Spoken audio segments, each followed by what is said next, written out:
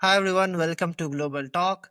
This is the first episode that we are doing with Ritesh Patil. He's from India and we warmly welcome him in our Global Talk. We also have Marco Sinigaglia from Germany. Hey Marco, hey Ritesh, how are you all doing today? Great. I'm good. How are you doing? I'm obviously very fine. Hi Marco, how are you doing? I'm also fine. Yeah, Thanks. so you guys can see that we have very special guest here for a few of the topics that we are going to start in this episode. Let us quickly jump directly into the topics.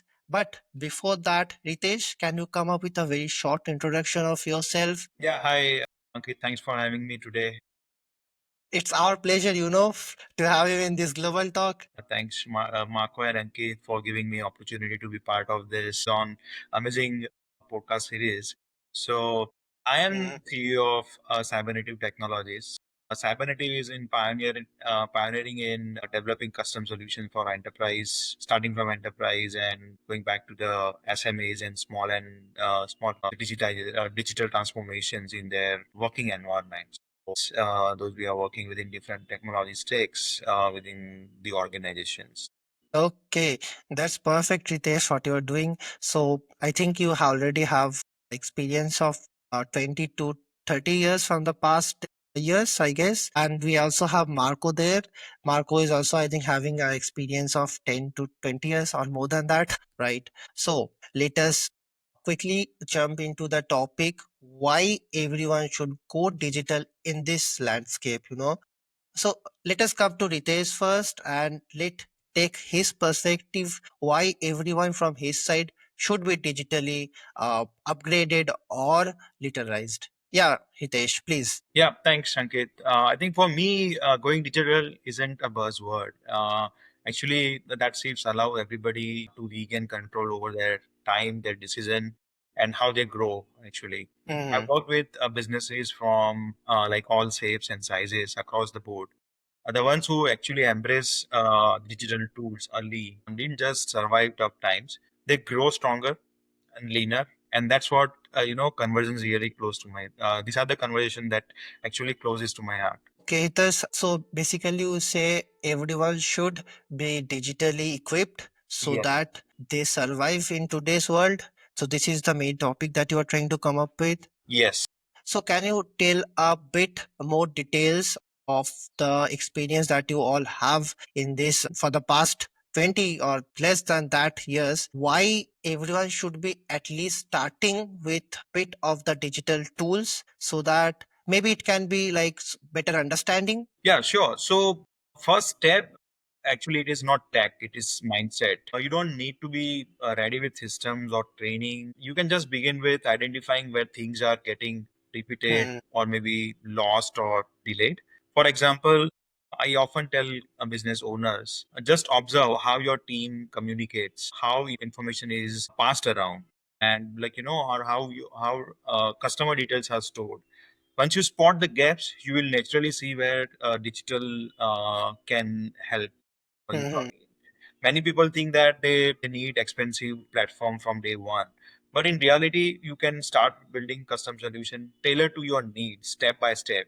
Today, you don't need a full-fledged expensive platform because you are starting in and you need test try, you need to train your team as well. So starting with a small step is the right mindset. So everyone should start with the smallest step that they can take from their side. And I think in today's world, the pricing or the investment that they have to put into that is not that high everyone speaks about, but it is up to your need what you need and you must learn what you need, right? Right. And Okay. also, training the resources, training the employees is also something that Mhm. takes a lot of burden off to you. Okay. So yeah, the I think Ritesh gave us a good perspective about why everyone should be digitally equipped. But right now, let's jump into Marco very quickly because Marco, you have been working in an enterprise for the past very few years, and I think you can give us a experience from your side how you felt while working with the people. How did you feel?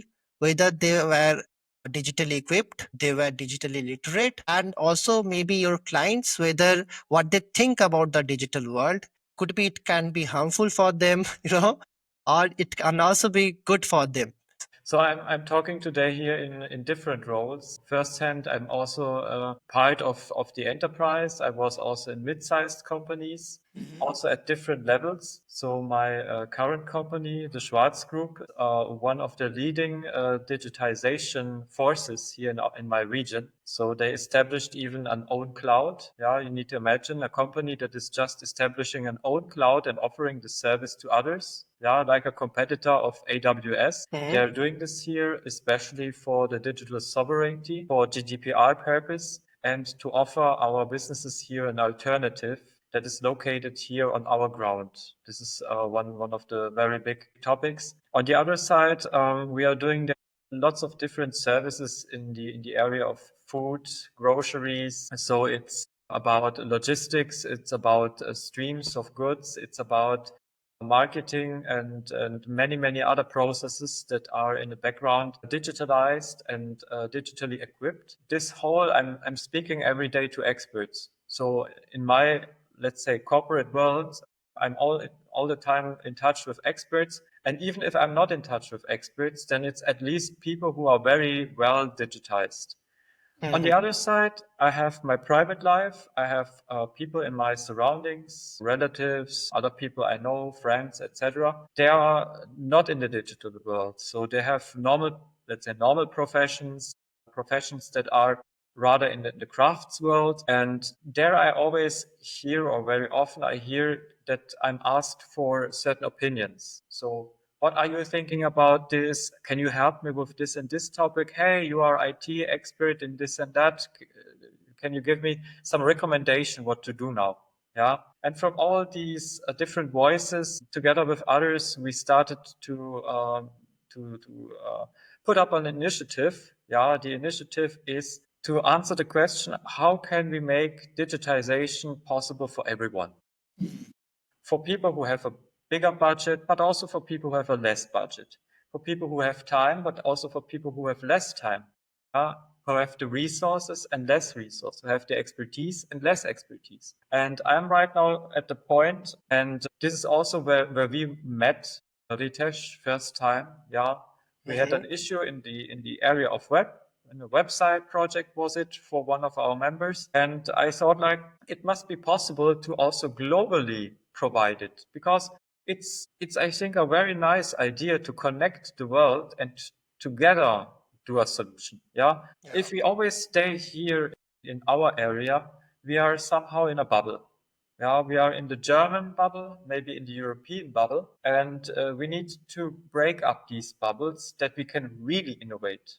Otherwise, we are always talking about innovation and thinking about innovation, but innovation can only be done if we have got different influences of cultures, different ways of thinking, and different, let's say, also economic approaches. Because the moment when we are turning to international trade, international business, this is the last possibility where we can really start to think about the other side. And the other side is completely different. If I'm now talking to you in the Indian market, Mhm.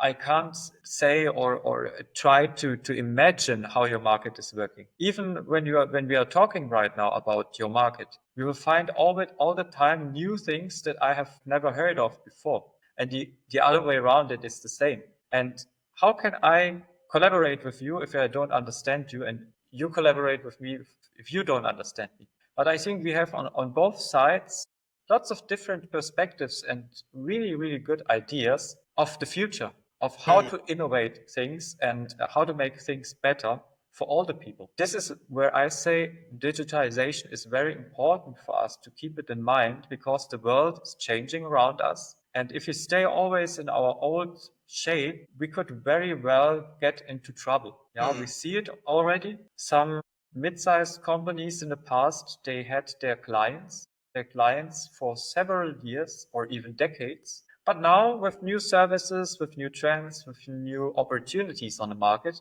those clients will also have a development and will also watch in other directions. And then it can happen very fast that my old clients turn off. So they go away from my side to other people, to competitors. Mm-hmm. So competition is one thing, but also the technological change is one thing. So we need to keep up. And keep up is always a topic where I have to benchmark. And therefore, I need to always have an open mind towards the whole world, US, India, China, even other parts of the world. What is going on there?